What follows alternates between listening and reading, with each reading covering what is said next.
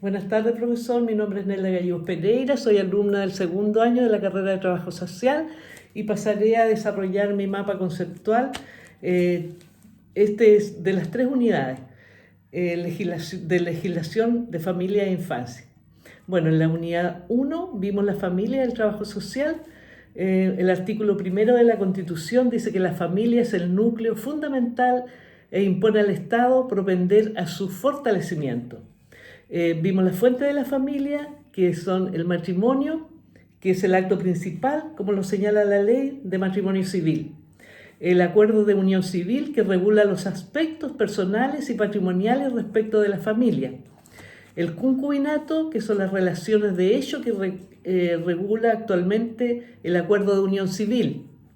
Y el matrimonio putativo es el matrimonio que ha sido declarado nulo, pero que el contratante que lo ha realizado de buena fe, para él es válido, y más si han nacido hijos de ese matrimonio.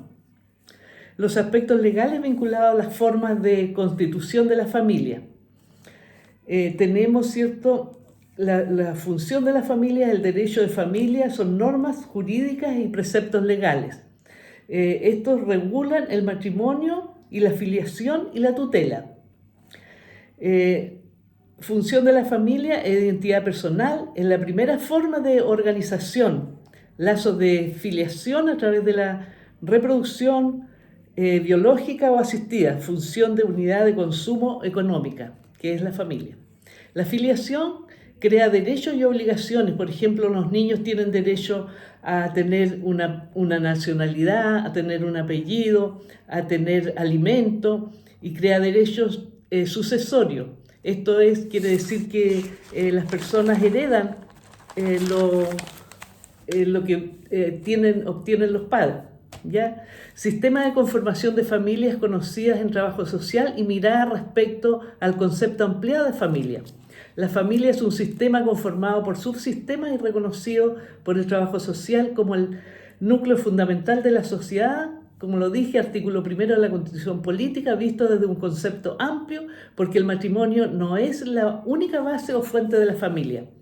El trabajo social desarrolla su trabajo con una mirada amplia de familia, por lo que la trabaja familias compuestas, familias homoparental, familias heteroparental, familias monoparental, familias biparental, familias extensas y familias adoptivas. En la unidad 2 vimos el paradigma tutelar, interés superior y protección integral, evolución sociohistórica del concepto de infancia. Etimológicamente, infancia proviene de infans, es igual privado de la palabra. Eso lo dice todo. La mujer, al igual que los niños, no eran considerados ciudadanos, eran propiedad del pater familia, no tener nombre propio. En la antigüedad, la infancia no tiene entidad propia. Primero, en darle sustancia al niño como entidad fue San Agustín.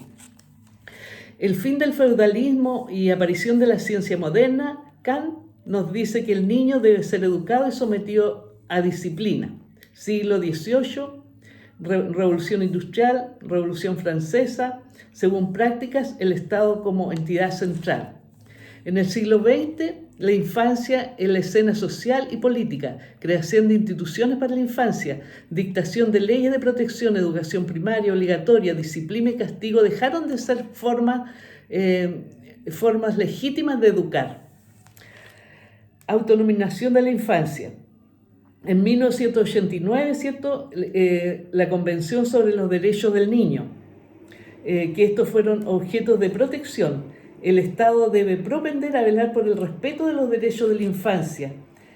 O sea, el Estado es el garante de los derechos del niño. En 1990, nuestro país ratifica la Convención de los Derechos del Niño, incorporando principios a saber: la no discriminación, el interés superior del niño, la supervivencia, desarrollo y protección, la participación. Bueno, también los niños pasaron a ser sujetos de derecho. El Estado garante de los derechos del niño. Significa que los niños, ¿cierto?, cuentan con derechos como tener nombre y una nacionalidad, como ya lo dijimos, vivir con uno o ambos padres que les brindan protección y alimentación, expresar opiniones libremente, que se proteja su vida privada y se proteja que no tengan acceso a las drogas. Derechos de los niños y niñas. Bueno, aquí los voy a enumerar: derecho a protección de los conflictos armados, derecho a protección contra las drogas, a tener tiempo libre, a la educación, atención médica, discapacitados, derecho para los niños discapacitados, ¿cierto? A los niños refugiados, a ser adoptados, derecho a ser protegido, derecho a ser protegido contra el maltrato, derecho a una buena crianza, derecho a la información, derecho a la privacidad, derecho a la libertad de conciencia, religión y pensamiento, derecho a la libertad de expresión. La importancia del rol del trabajador social en la infancia: detectar situaciones de riesgo que pueda estar viviendo el menor, deficiencias alimentarias, malos tratos, desajustes emocionales, etc. Se tiene que intervenir directamente al menor cuando se encuentra desprotegido o desamparado de sus cuidadores principales o en riesgo de exclusión social. En la unidad número 3 vimos la violencia familiar. La violencia intrafamiliar o familiar es todo maltrato de la cual puede ser objeto un sujeto, ya sea física o psíquica, en el concepto legal de familia. ¿A qué le llamamos violencia física? Es aquella que lesiona la integridad física con golpe o mentalmente. La violencia sexual es otra de ellas: el maltrato en el cual el agresor fuerza a la víctima para realizar actos sexuales. No solamente es el coito, sino también actos que tengan connotación sexual. La violencia psicológica: maltrato en que el agresor lesiona la integridad psíquica de la víctima mediante insultos, gritos, humillaciones, intimidación, etc. Y la violencia económica es el maltrato en el cual el agresor utiliza el dinero como medio de privación o control de su libertad, lesionando su integridad física o psicológica. La violencia intrafamiliar está regulada por la ley 20.066, que esta ley otorga protección a las víctimas de VIF, de violencia intrafamiliar, haciendo la diferencia en cuanto al tribunal llamado a conocerla, ¿cierto? Porque hay dos tipos de tribunal. El juzgado de garantía, ¿cierto? Reviste características de un delito cuando así lo amerita, y los juzgados de familia pasan cuando no constituye un delito. ¿Quiénes son familia de acuerdo a la ley? El cónyuge es cónyuge o conviviente, el padre o madre e hijo en común acuerdo cuando no media convivencia, parientes en línea recta del agresor, por ejemplo, el cónyuge o conviviente, bisabuelo, abuelo, padre, hijo, nieto, bisnieto, parientes colaterales del ofensor, cónyuge o conviviente, tíos y sobrinos, menores de edad, personas en situación de discapacidad y mayores de 60 años.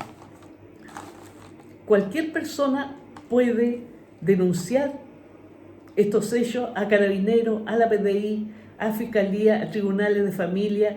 En casos calificados, ¿cierto? El CERNAM puede asumir el patrocinio y representación de la víctima, siempre que sea mayor de edad y que ésta lo solicite. El procedimiento de la violencia intrafamiliar es un procedimiento cautelar, por lo tanto tiene como sanción la aplicación de multas para el agresor y también que se apliquen ciertas medidas de protección. Por ejemplo, prohibición del agresor de permanecer en el hogar común, prohibición de acercarse al domicilio, trabajo, lugar de estudio, entrega de pertenencia, etc. En realidad hay muchas más prohibiciones, pero solamente se nombraron estas para este curso. El rol del trabajador social es convertirse en mediador y orientador en la resolución de conflictos, mediante la formulación y aplicación de estrategias, en este caso de VIF. Generalmente este profesional, el trabajador social, ¿cierto?, en el juzgado de familia estudia las causas de medida de protección de violencia intrafamiliar, elaborando informes parciales. Eso es, profesor. Muchas gracias, mucho gusto, encantado de haber estado en este curso. Hasta luego.